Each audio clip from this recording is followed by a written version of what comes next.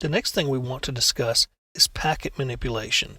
Now, when I say packet, that's typically the generic term, although obviously we know from our discussions on networking and our knowledge of the OSI model and so forth that things are called differently depending upon whether they're at a certain level of the OSI model or not. It could be a packet if it's at the network level. It could be a TCP segment or a UDP diagram.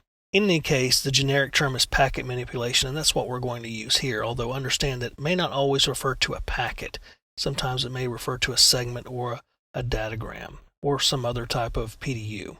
Now, packet manipulation basically involves us putting packets or network traffic out on the wire that have been changed or are not usual, and we want to get certain effects from the hosts that we send them to. So packet manipulation involves creating these customized, crafted packets, and we send those out to a host on the network, or in some cases the entire network. We can create these packets from scratch if we like, using a packet editor, or most often what we might do is capture some network traffic, change it, and then resend it back out.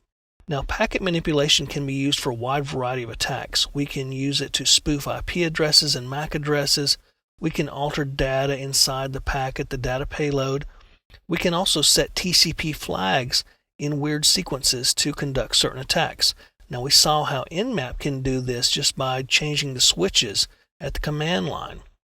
But a packet manipulator can do this as well. We can also change other types of header information and other characteristics about the packet. We can change its size, we can change its fragmentation, and so forth.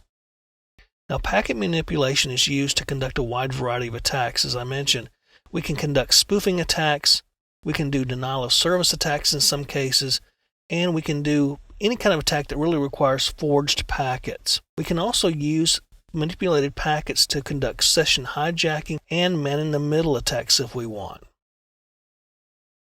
Now, these packets can be built from scratch, as I mentioned, and that really requires taking a packet builder or manipulator and basically filling in the fields, the source and destination addresses, MAC or IP, the types of payload you have, and other characteristics about the packet.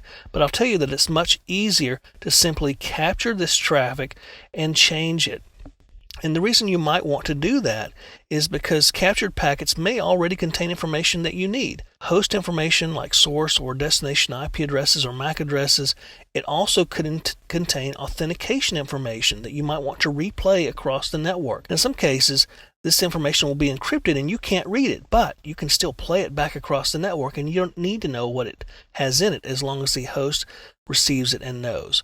Now, there are obviously ways to thwart those kinds of attacks with time stamping and so forth, but there are some methods out there to make these attacks work. So it's better to use captured packets that you can manipulate and alter to your needs. Now, there's a lot of popular packet crafting tools out there, and a Colosoft Packet Builder is the one we're going to demonstrate here in a moment, and it's a Windows-based program, and it's free from Colosoft.